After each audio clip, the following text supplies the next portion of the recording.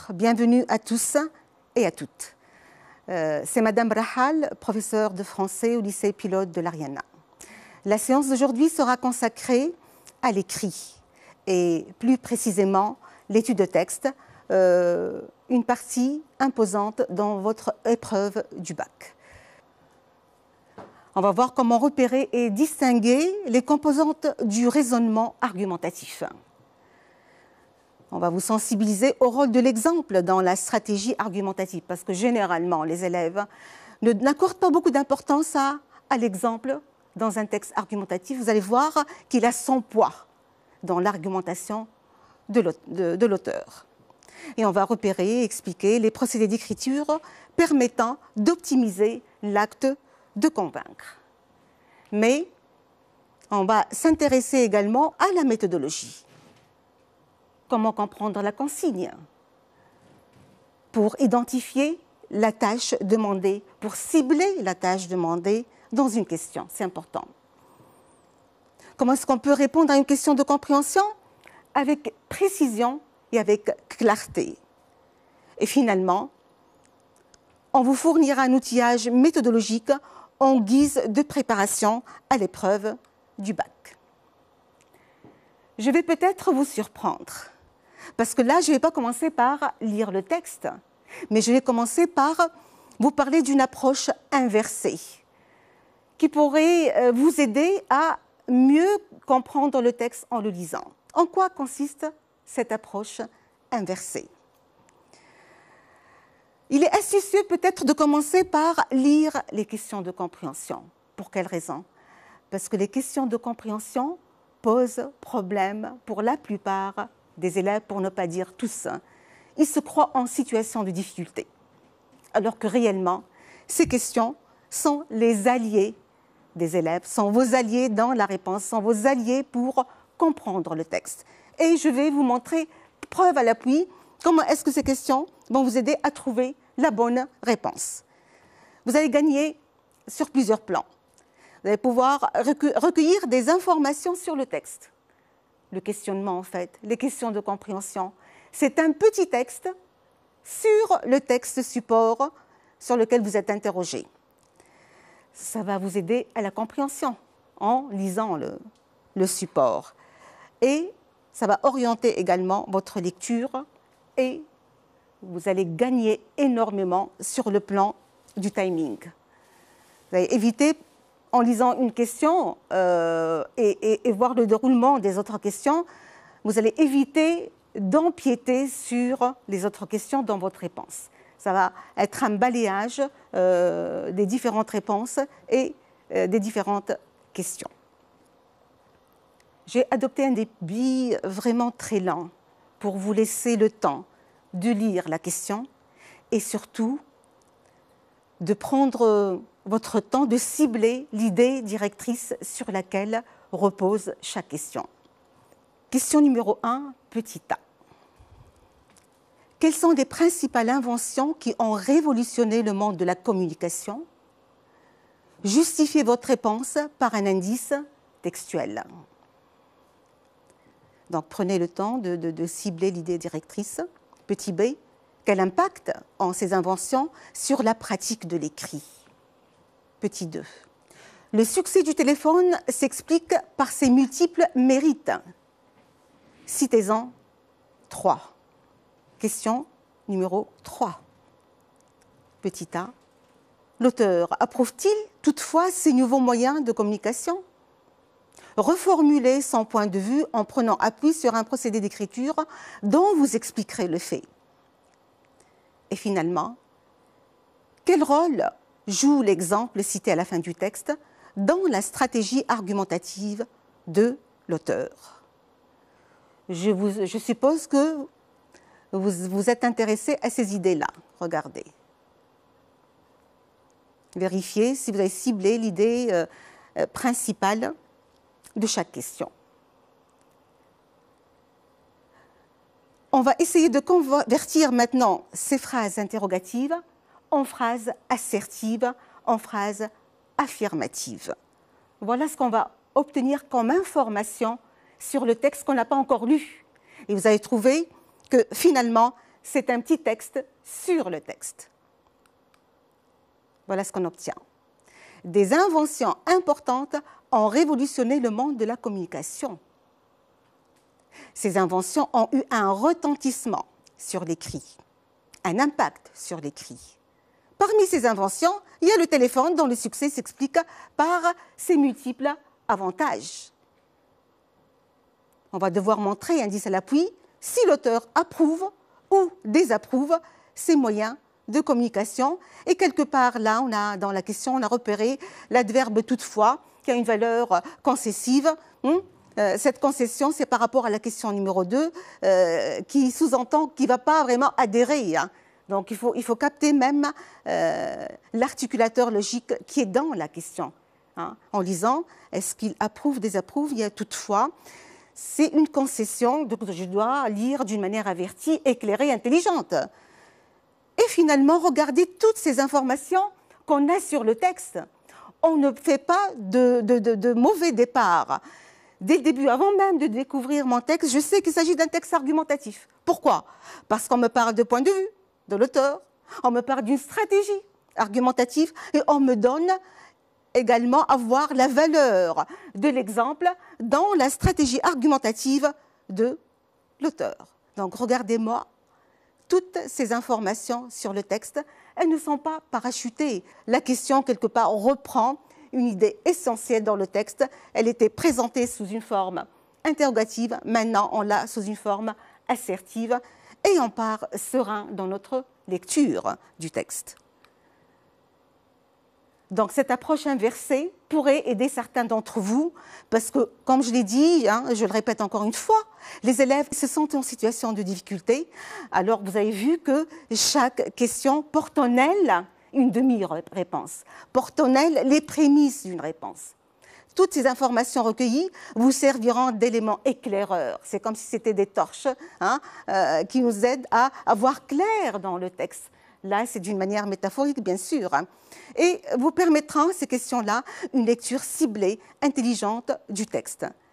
Ainsi, les questions ne sont jamais conçues pour vous mettre en situation de difficulté, mais elles sont des éléments de réponse. Elles contiennent des éléments de réponse qu'il faut savoir détecter parce qu'elles sont le miroir du texte, une copie du texte. En lisant les questions, vous n'allez pas vous mettre à jouer, à reproduire l'idée, la mettre dans une phrase assertive. Vous n'avez pas le temps de le faire, mais vous avez le temps de lire et de convertir mentalement. Ce travail-là se fait en quelques secondes. Je lis, je cible et je passe. Donc c'est un travail qui se fait d'une manière rapide. Ne pensez pas que vous êtes appelé vraiment à passer votre temps à convertir la question en une phrase assertive et voir finalement qu'on a un petit texte sur le texte. C'est un travail vraiment qui n'a aucune utilité sans vous faire perdre de temps. Mais c'est un travail qui vous invite à être dans la réflexion, dans la remise en question, d'être averti en lisant. Tout est mental, tout est là. La gestion du temps, c'est vous qui l'avez. Vous n'avez pas le temps de faire ça. Le travail va se faire sur le texte. Donc, ne perdez pas de temps inutilement. La lecture, faites-la d'une manière réfléchie, d'une manière intelligente. Vous allez gagner vraiment, dans ce cas, doublement. Le texte, on va le découvrir. Et là, je commence par la lecture. La civilisation de l'imprimé est entrée en décadence au milieu du XXe siècle.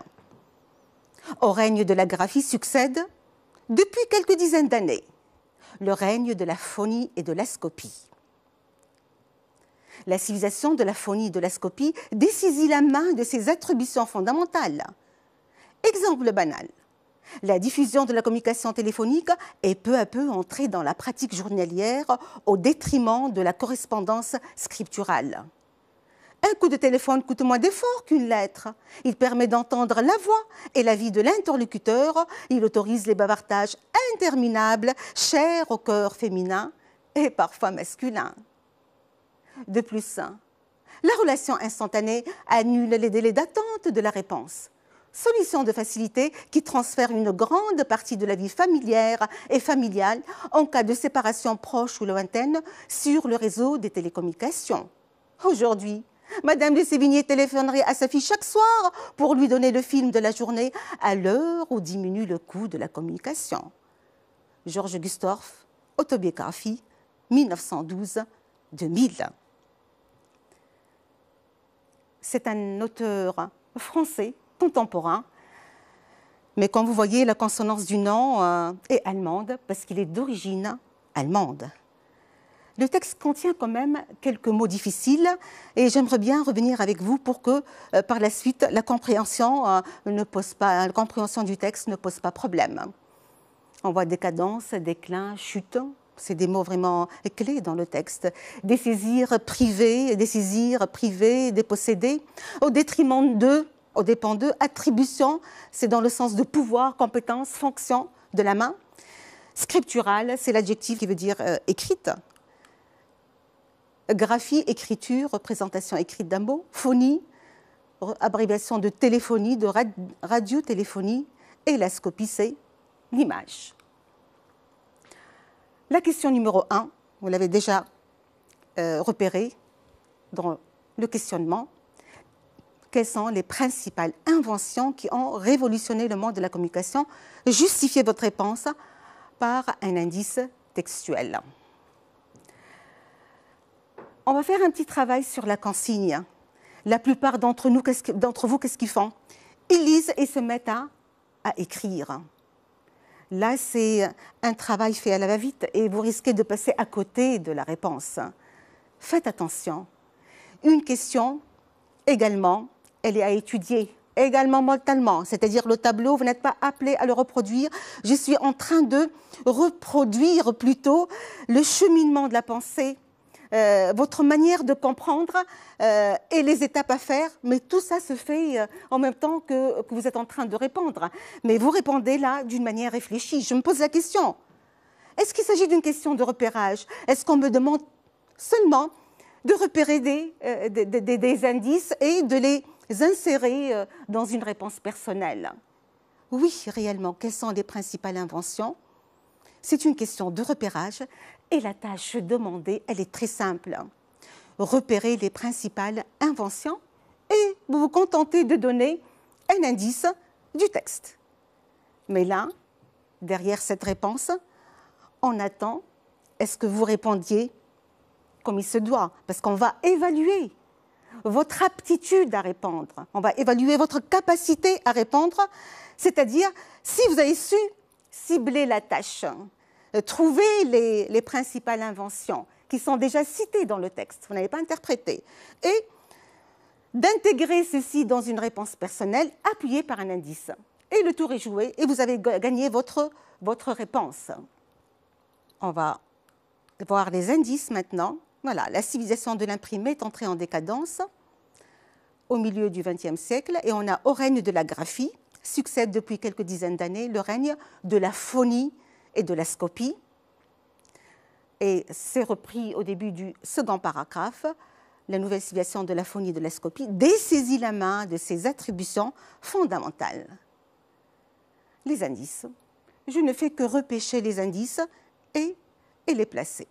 Et je me dis, qu'est-ce que je comprends? Je comprends qu'il y a deux inventions qui sont importantes, principales, et qui sont relatives à la technique du son et de l'image. Je n'ai pas paraphrasé le texte. J'ai compris que voilà, je remplace phonie et scopie par son et image. Et l'indice, il est placé là. Et finalement, voilà ce que j'obtiens. Une réponse claire, ciblée. Hein. La tâche, elle est également ciblée. Je ne risque pas de passer à côté de la réponse. Quelles sont les principales inventions? On répond, les deux principales inventions qui ont révolutionné le monde de la communication sont le son et l'image. En témoignent les indices suivants. Au règne de la graphie succède le règne de la phonie et de la scopie. Passons à petit b. Quel impact ont ces inventions sur la pratique de l'écrit?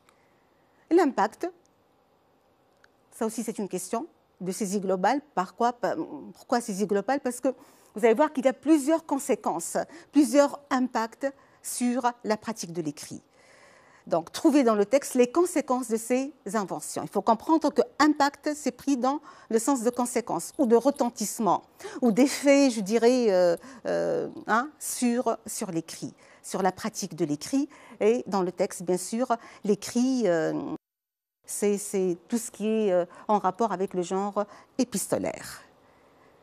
Et on va voir si l'élève a bien compris le texte pour repérer ces conséquences-là, pour les repérer et voir dans ces indices quelle est la part que je dois donner pour chaque conséquence par rapport à l'indice et reformuler la conséquence par ses propres moyens linguistiques. Il ne faut pas reprendre le texte tel qu'il est. Non, il faut s'approprier l'idée, l'exprimer par ses propres moyens, et le texte sert d'appui que ce que j'ai dit est vrai et que je suis dans le bon sens. Hein? Sinon, vous êtes un peu dans la pauvreté lexicale et vous ne faites que recopier, hein, ce qui montre que l'élève n'a pas la compétence qu'il faut de se détacher de ce qui est dit pour mobiliser, je dirais, son bagage linguistique et lexical et former la même idée avec ses propres moyens à lui. Finalement, on va passer aux indices. Les indices sont là. On voit en décadence. On parle de conséquences. Il y a décadence qui veut dire chute, déclin. Hein. L'imprimé est entré en décadence, c'est-à-dire qu'il est marqué par ce déclin.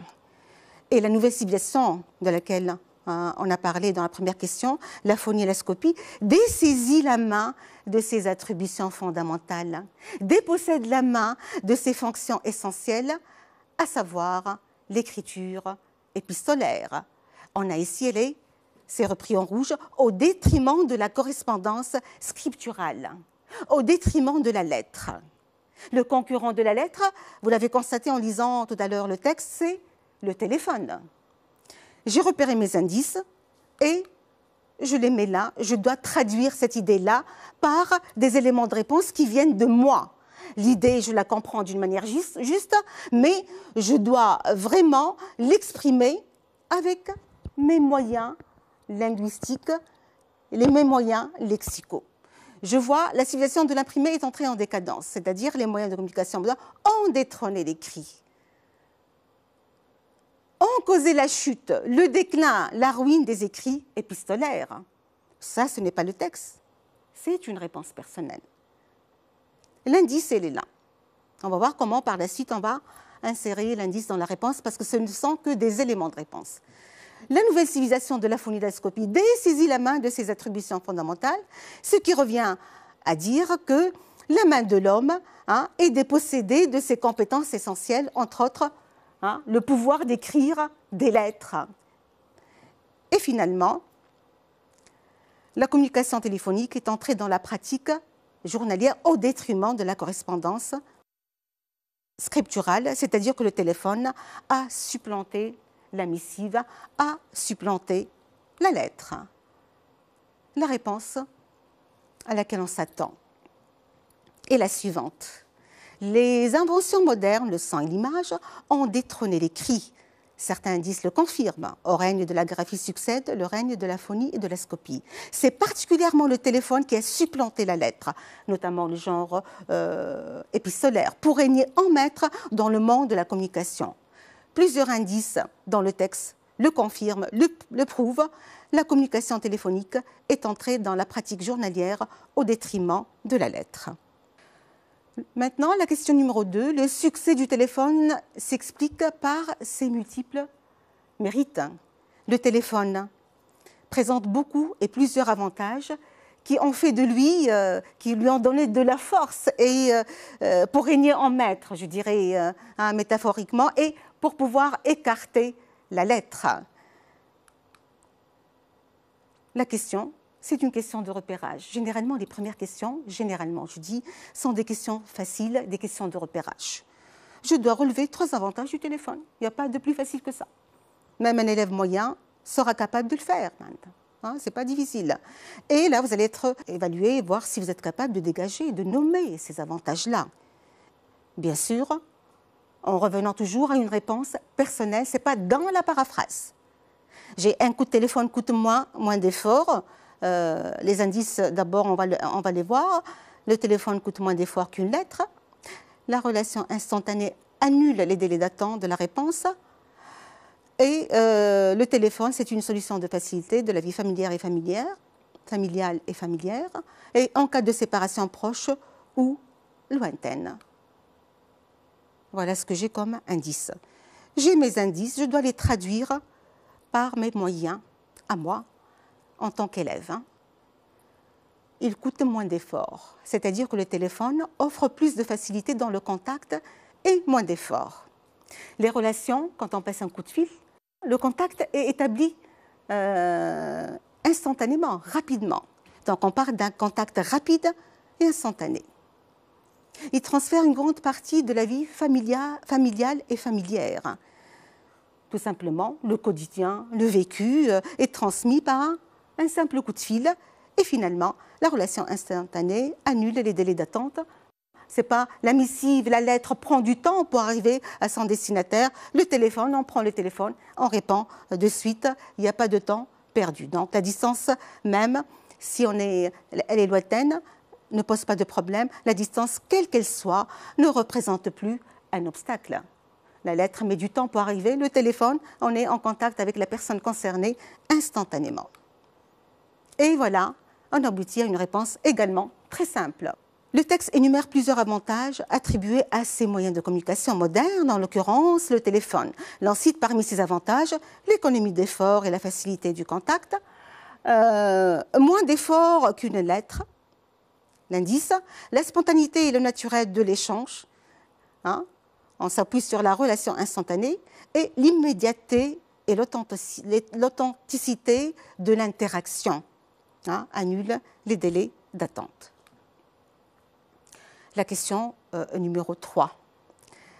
Là, on n'est plus dans le repérage. Là, on est dans une question d'interprétation et c'est là qu'il faut faire attention. Regardez, l'adverbe toutefois, il est marqué en rouge et ce n'est pas un hasard. Rappelez-vous, au début, je vous ai dit que généralement, les questions données, c'est une copie du texte support. Il doit être le miroir du texte. Et rappelez-vous également que dans la deuxième question, on a parlé des avantages du téléphone qui a fait de lui le maître de la communication. Est-ce que l'auteur va approuver ces moyens de communication? Il est pour, il est favorable ou non? Le concepteur a pensé vous faire un clin d'œil à travers cet adverbe-là qu'il faut capter dans n'importe quelle question, n'importe quel adverbe, que soit c'est pour donner une concession, soit une opposition, je ne sais pas, soit une explication. À vous de voir, ce n'est jamais donné arbitrairement. Donc soyez attentifs à la consigne. Et on nous dit de reformuler son point de vue en prenant appui sur un procédé d'écriture, expliquer l'effet de sens de ce procédé. Notre texte est écrit d'une manière particulière parce que la stratégie argumentative adoptée par Georges Gustorf est quelque part, je dirais, intéressante. Pourquoi? Parce que si je regarde mon texte, en aucun moment, je ne vois qu'il se prononce et qu'il dit son point de vue. Est-ce qu'il y a une thèse énoncée? Regardez. Également dans le deuxième paragraphe et dans le troisième paragraphe. Je reviens donc au premier paragraphe. Regardez bien, il n'y a pas de prise de position, il n'y a pas de thèse énoncée. Paragraphe 2 et 3, je n'arrive pas à voir une prise de position. Est-ce qu'il y a des verbes d'opinion pour dire, voilà, à un certain moment, l'auteur s'oppose, il dit je conteste, je m'oppose, je suis contre. Je ne vois pas de verbe d'opinion non plus. Il y a un problème. Que faire? Peut-être bien que l'énonciation pourrait m'aider à trouver le point de vue de l'auteur. Comment? Parce que dans une situation d'énonciation, telle que le cas d'un texte d'idées, l'auteur est censé se manifester au moyen d'un pronom personnel, le « je », ou bien le « nous », ou bien s'adresser à quelqu'un d'autre, le « vous », donc « vous » par rapport à moi, auteur. Également, je ne vois pas de pronom personnel qui renvoie au locuteur, ces pronoms-là qui peuvent m'orienter vers le point de vue. Bien, dans ce cas, je ne dois considérer que les marques de subjectivité. Pourquoi les marques de subjectivité? Parce que ces marques de subjectivité vont me montrer un peu le point de vue, s'il est favorable ou défavorable, le jugement qu'il porte, est-ce qu'il est positif, négatif. Là, je vois la civilisation de la paix est entrée en décadence. Il y a le mot décadence, on l'a expliqué, déclin, chute. Dessaisir, il y a l'idée quand même de violence. Hein. C'est la phonie et la scopie, dessaisit, la nouvelle civilisation de la phonie et de la scopie, dessaisit la main de ses attributions. C'est comme s'il y avait un rapport de force. Il y a au détriment de la correspondance scripturale, au détriment d'eux. On parle là du téléphone qui autorise les bavardages interminables. Donc, vous voyez très bien que dans la phrase qui suit, il autorise les bavardages interminables, chers au cœur féminin. On détecte une image, c'est une hyperbole, il y a une exagération dans la parole. Plus loin encore, une vie familière, c'est le quotidien, le vécu est transmis à travers les communications téléphoniques. Et finalement, on a le film de la journée. Madame de Sévigné téléphonerait à sa fille chaque soir pour lui donner le film de la journée. Également, ces communications sont toujours accompagnées d'une longueur un peu exagérée. Si on essaie de synthétiser tout ça, on a vu que le point de vue n'est pas explicité. Donc, c'est une piste qu'on n'a pas su exploiter.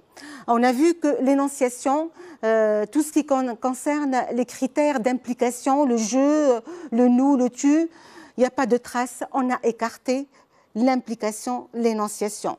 Parce que même s'il y a une marque d'énonciation qu'on voit là, aujourd'hui, elle ne concerne pas le point de vue exprimé d'une manière claire et explicite. Non, on va commenter par la suite l'adverbe aujourd'hui.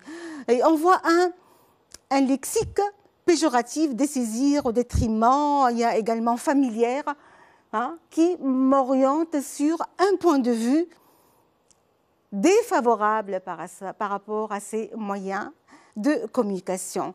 Il n'est pas enthousiaste, l'auteur, vis-à-vis de ces inventions qui nous ont fait perdre quelque chose de capital, à savoir l'écriture épistolaire, le genre épistolaire. C'est clairement expliqué à la fin du texte. On aura l'occasion de répondre à cette question numéro 4 plus tard. Je ne vais pas empiéter sur ça. Donc revenons un peu à notre tableau et voilà, et voyons ce qu'il donne. J'ai dit qu'il s'agit d'une question d'interprétation. La question numéro 3, on s'intéresse à la consigne. Il y a toutefois, je dois me poser la question, quelle est la valeur de toutefois? Elle introduit une relation logique de concession, c'est-à-dire on s'attend dans la question numéro 2, puisqu'on parle des avantages du téléphone, est-ce que l'auteur adhère à ces avantages-là et valorise le téléphone? Toutefois, nous dit, faites attention, il ne faut pas aller dans ce sens-là. On a une conséquence inattendue, déviée, laquelle, c'est que forcément, celui qui a une lecture intelligente de la consigne va se dire, je dois être averti et traduire réellement la valeur de cette concession par rapport au texte. Je reviens, comme on l'a fait, au texte et on voit des marques de subjectivité qui basculent. Toutes ces marques-là basculent vers une opinion défavorable. Donc l'avis de l'auteur n'est pas explicité clairement. Il faut chercher les indices, degrés d'implication ou les marques de subjectivité. On a écarté les degrés d'implication et on s'est centré sur les marques de subjectivité. On est appelé à les interpréter. Donc la tâche, c'est de relever les indices. Également, c'est les traduire certains en procédé d'écriture et bien sûr les interpréter. On doit interpréter ceci, c'est pas au sens premier. Et vous allez être évalué sur votre capacité à interpréter, votre capacité à expliquer. Est-ce que vous avez saisi le sens? Est-ce que vous avez pu cerner ce point de vue de l'auteur qui a jugé bon de ne pas dire son point de vue clairement? Il a préféré la subtilité, la suggestion de la langue plutôt que de dire les choses d'une manière évidente et claire. Et ça, c'est une force de son côté. Comment dire les choses, comment exprimer son avis sans le montrer clairement. Il invite son lecteur à découvrir, à percer, à détecter chaque détail, chaque mot, chaque indice dans le texte, à l'interpréter. Donc, il s'adresse à un lecteur intelligent qui sait traduire les signes dans un texte. Et également, ça entre dans sa stratégie argumentative. Chacun voit la manière, la tactique. On parle de stratégie argumentative, mais vous avez certainement entendu parler d'une stratégie militaire. Et dans les deux cas, quelle tactique on adopte? Quel plan on prend? Quelle manière de faire nous permettra d'arriver à notre but? Pour l'auteur, son but, c'est de nous convaincre. D'accord? Pour un militaire, son but, c'est de gagner la guerre. Et nous, notre, bien sûr, devoir, c'est de gagner l'épreuve du bac. Alors, les marques de subjectivité, on a souligné sur notre papier, sur le support, les indices qui portent les marques de subjectivité, des saisies la main de ses attributions, bavardage interminable, téléphonerait à sa fille pour lui donner le film de la journée. On va voir comment est-ce qu'on peut trouver les procédés d'écriture qui servent d'appuyer ma réponse. Là, dessaisir la main, c'est un procédé lexical. Ce qui va suivre, ce sont des procédés stylistiques. Dessaisir, je peux travailler tout simplement sur le verbe dessaisir. Le privatif, le préfixe privatif des, traduit l'idée de privation. Et qui parle de privation veut dire il y a un manque, il y a une perte. La main de l'homme est dépossédée de l'une de ses compétences essentielles, à savoir l'écriture. Et quelle écriture? L'écriture épistolaire. Pourquoi? Parce que le téléphone a remplacé la lettre. Par rapport aux images, je peux travailler, j'ai un indice là, je regarde l'indice, je me dis, il y a interminable, l'idée d'exagération est là, donc je peux l'exploiter et travailler sur l'hyperbole. Elle s'offre à moi, l'hyperbole. C'est clair et net, il n'y a pas de confusion. L'hyperbole traduit l'idée que le discours est synonyme de prolixité, de verbosité, un flot de paroles superflues.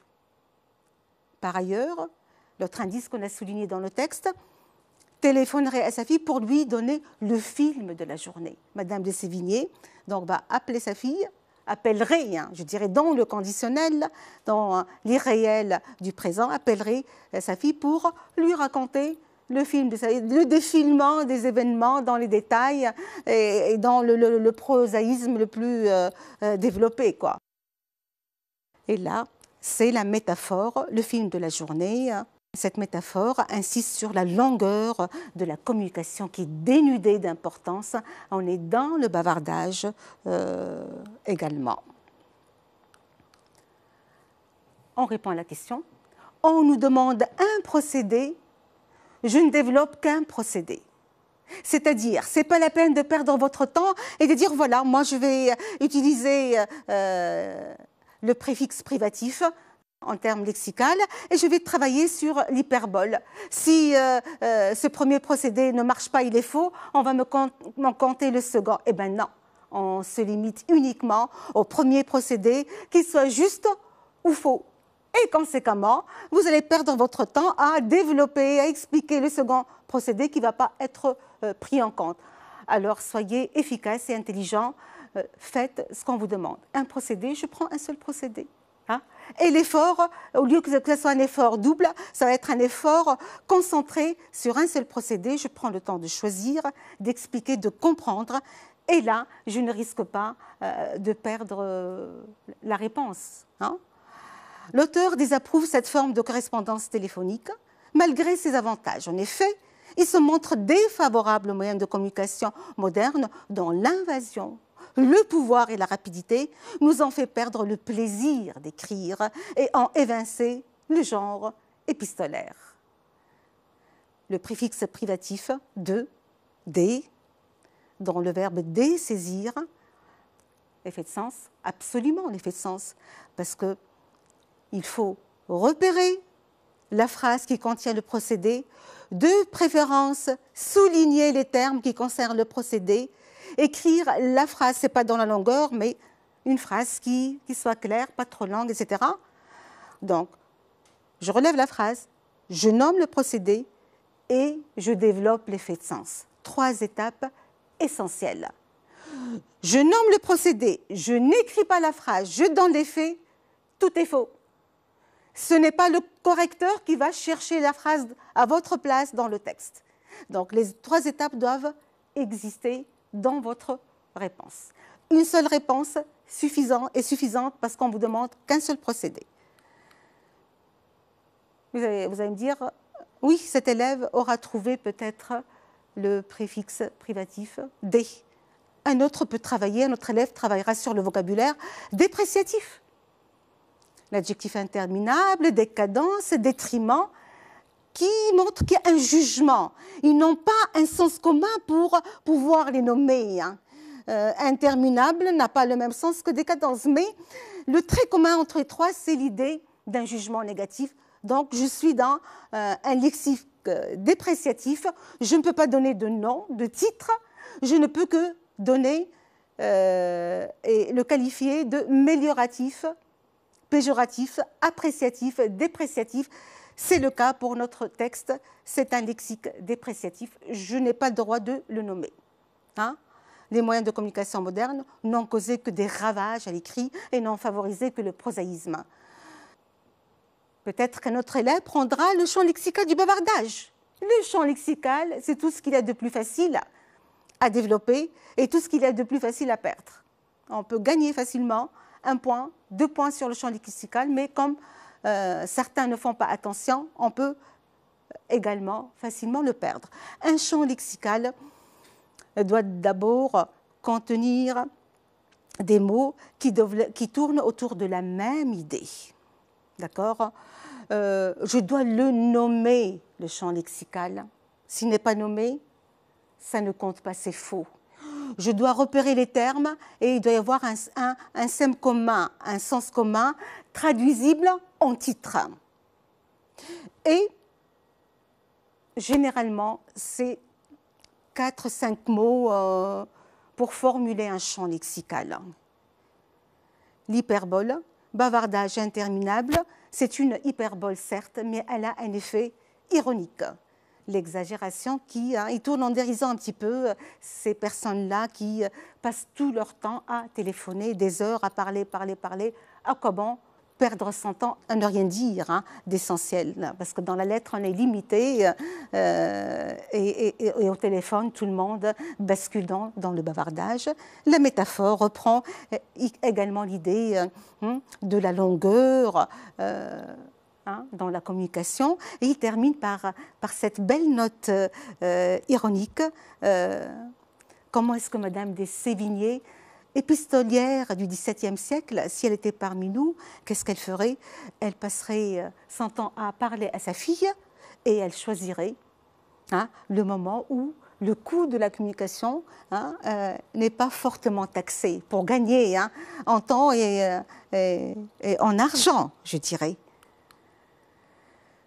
Finalement, la question numéro 4, quel rôle joue l'exemple cité à la fin du texte dans la stratégie argumentative?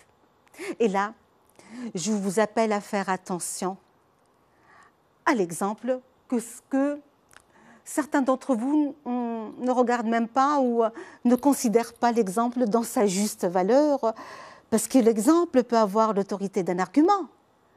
L'exemple, tout un texte peut reposer sur un exemple pilier. Et vous allez voir que la stratégie argumentative de l'auteur, celle de ne pas dire son avis d'une manière explicite, celle d'être dans la subtilité du style, de suggérer le point de vue, mais il doit également nous donner une preuve qu'il n'adhère pas à ça. Et la preuve, c'est cet exemple-là, qu'on va voir de près à la fin du texte. Et c'est noté dans les 2 dernières lignes. Madame de Sévigné, aujourd'hui, l'énonciation, aujourd'hui, à notre époque, maintenant, Madame de Sévigné téléphonerait à sa fille chaque soir pour lui donner le film de la journée à l'heure où diminue le coût de la communication. Cette touche à la fin, ironique, elle est très belle. Qui est Madame de Sévigné? C'est une épistolière du XVIIe siècle. Elle est connue par quoi? Elle est connue par l'abondance de ses lettres adressées à sa fille. 1120, dont 767 adressées à sa fille. Et la correspondance scripturale lui a permis de se faire aider pour combler un manque que sa fille a laissé après son mariage. Revenons un peu à la consigne, c'est important. C'est une question d'interprétation, donc il faut bien comprendre l'exemple pour bien répondre à la question. La tâche demandée, c'est expliquer le rôle de l'exemple et son importance dans la stratégie argumentative, cette fameuse stratégie qui est là. Parce que chaque texte argumentatif, l'auteur adopte sa propre stratégie. D'accord? Et l'élève va être évalué sur ceci. Est-ce qu'il a été capable de lire l'exemple, de le comprendre et d'interpréter le sens?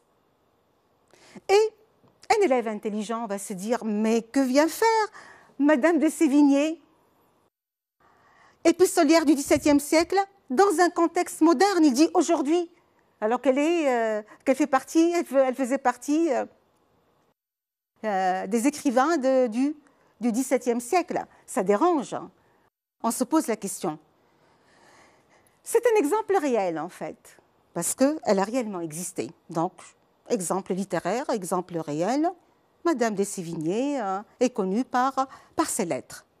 Sauf que le contenu, lui, est irréel. Qu'est-ce qui fait de ce contenu qu'il soit irréel? Tout simplement, il y a un conditionnel. Madame de Sévigné téléphonerait à sa fille pour lui donner le film de la journée. Téléphonerait. Il faut comprendre que ce n'est pas possible qu'elle soit là pour téléphoner. Donc, le conditionnel a la valeur de l'imaginaire. L'auteur imagine que si Madame de Sévigné vivait parmi nous, elle délaisserait l'écriture épistolaire et succomberait à la tentation de téléphoner au lieu d'écrire les lettres. Et là, on aurait perdu tout un patrimoine littéraire, à savoir ce qu'elle a légué comme œuvre épistolaire. Et pour moi, je dois sortir un petit peu de ces indices de l'explication pour voir que le rôle de l'exemple, c'est d'illustrer l'argument suivant. Le téléphone a supplanté la lettre pour ses multiples mérites. Il a écarté la lettre et malheureusement, on a beaucoup perdu parce qu'on n'est plus intéressé par les missives. Et même la grande épistolière, Madame de Sévigné, délaisserait, elle aussi, si elle vivait parmi nous, bien sûr, délaisserait les missives, les lettres et choisirait le téléphone pour parler tout le long de la journée à sa fille. Donc, quel est le rôle de cet exemple? Cet exemple-là, c'est pratiquement le pilier de l'argumentation, moi je dirais. Il a la même autorité qu'un argument, mais il nous donne à voir qu'est-ce qu'on a perdu à cause du téléphone. Qu'est-ce que le téléphone nous a fait perdre réellement? Et là, on passe à la réponse. Qu'est-ce qu'on attend de vous? L'exemple donné dans les 2 dernières lignes joue un rôle majeur dans la stratégie argumentative de l'auteur. Si Madame de Sévigné était de notre époque, elle utiliserait excessivement le téléphone pour ses multiples services. Cet exemple-là a une valeur argumentative pour nous convaincre que même l'icône de l'art épistolaire renoncerait aux missives, aux lettres, au profit des communications téléphoniques si elle était parmi nous. Si vous n'avez pas compris la valeur du conditionnel, vous ne saurez pas trouver le sens et la valeur de cet exemple. Donc, faites attention. Le choix du mode doit vous interpeller. Et c'est là que je dois faire fonctionner mon cerveau et voir pourquoi, et se poser les bonnes questions. Pourquoi il met aujourd'hui, qui est un adverbe en rapport avec l'énonciation, pourquoi aujourd'hui et là j'ai le conditionnel. Pour quelle raison? Si ce n'est pour exprimer l'imaginaire, elle ne fait pas partie de notre époque, on est dans l'irréel du présent. L'exemple, sa force et sa portée, l'emploi du conditionnel attribue à cet exemple une tonalité ironique. En effet, la correspondance littéraire, à travers le genre bien sûr épistolaire, serait remplacée par un verbiage entre mère et fille. Si le téléphone était au XVIIe siècle, on n'aurait pas reçu tout l'héritage littéraire de Madame de Sévigné. Quelle perte! Ce qui explique implicitement et de façon détournée la position de l'auteur, qui ne peut que s'inscrire dans la noblesse de l'écrit littéraire et non dans la platitude du bavardage quotidien. Autant l'exemple de Madame de Sévigné illustre le franc succès du téléphone et son caractère irrésistible, autant il l'accuse de nous priver du plaisir d'échanger des lettres et de banaliser abusivement nos échanges. Pour synthétiser, pour être un peu dans l'efficacité du travail, dans la réponse à une question de compréhension, voilà ce qu'il faut faire pour n'importe quel texte. Retenez ceci. Quand j'ai une question, je dois me demander si j'ai bien compris la question, si j'ai bien souligné les mots-clés et si j'ai bien ciblé la tâche à réaliser. Donc, c'est important. Les indices, je dois repérer les indices appropriés à la question, parce que le texte fourmille d'indices, mais je dois dénicher les indices les plus appropriés, les plus efficaces, les plus pertinents. Soyez pertinent dans votre réponse. Identifier, expliquer le procédé d'écriture adéquat. Il y a des élèves, des fois, qui me disent « Madame, mais voilà, c'est un procédé, il est juste, et il est dans le texte, pourquoi vous ne l'avez pas compté ?» Je ne peux pas le compter puisqu'il n'est pas en totale cohérence avec l'idée en rapport avec la question. C'est vrai, c'est un procédé. Il a repéré le procédé, il a relevé la phrase, il a donné un effet de sens un peu général, mais il ne sert pas, comme il se doit, la question. Donc faites attention. Ne prenez que les procédés pertinents que vous allez utiliser dans votre réponse. Et ne prenez que le procédé que vous maîtrisez. C'est un procédé, vous avez un tâtonnement, une hésitation, ne le prenez pas. Il y en a d'autres. Allez-y, soyez dans la maîtrise de ce que vous écrivez. C'est important. Et dans la réponse, je dois reformuler ma réponse en utilisant mon vocabulaire. Pas de paraphrase, mon vocabulaire, mon lexique, mes moyens linguistiques. Évitez bien sûr, dans ce cas, la paraphrase. Et la réponse doit être claire, ce n'est pas dans la longueur. La concision paye et la clarté également. Soyez concis, clair et efficace dans la réponse, pas de bavardage. Les indices, on doit les insérer dans la réponse. Ça ne fait pas de mal. Ça ne peut que confirmer ce que vous dites. Et donnez-vous le temps de lire et de relire la réponse. Tout ce travail-là, c'est un travail mental. Tout ce travail-là, c'est à vous de gérer votre manière de comprendre. Et vous allez voir, vous allez être récompensé en retour. C'est pratiquement ce que je viens de lire méthodiquement les questions, repérer les mots, les phrases, les procédés d'écriture, éviter la paraphrase, relire ses réponses pour s'auto-corriger et répondre avec clarté. Vous pouvez même faire une capture d'écran, ce n'est pas la peine de nous attarder encore plus là-dessus. La partie langue est également essentielle, elle suit la compréhension. Ici, on vous demande de chercher l'antonyme du mot souligné et d'utiliser l'antonyme que vous avez trouvé dans une phrase de votre composition. Et voilà ce qu'on a. La civilisation de l'imprimé est entrée en décadence au milieu du XXe siècle. Quand il y a un mot important dans un texte, généralement, vous avez l'explication. Donc, vous comprenez au moins le sens. Quel est l'antonyme le plus approprié? Je peux parler de l'essor, du progrès. L'antonyme, donc. L'essor technologique nous a assuré une meilleure qualité de vie. Mais un élève pourra proposer le progrès technologique nous a assuré une meilleure qualité de vie.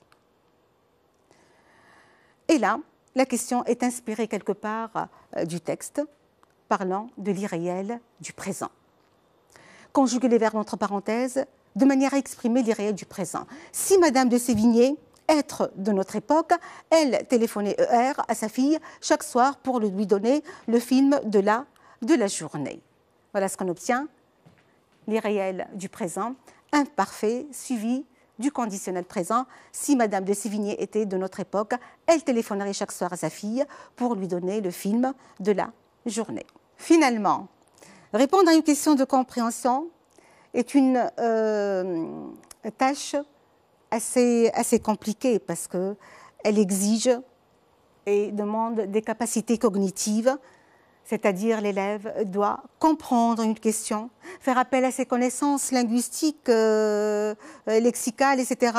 Il doit être capable d'analyser, de synthétiser. Tout ceci entre dans ce processus cognitif. Et finalement, je vous invite vivement à faire attention à votre répartition du temps. Et soyez dans la rigueur, dans l'efficacité et travaillez intelligemment. Vous ne pouvez que gagner en temps et en notes.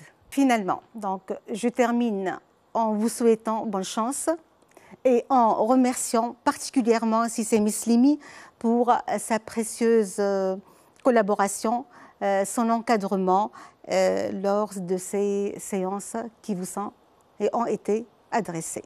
Merci.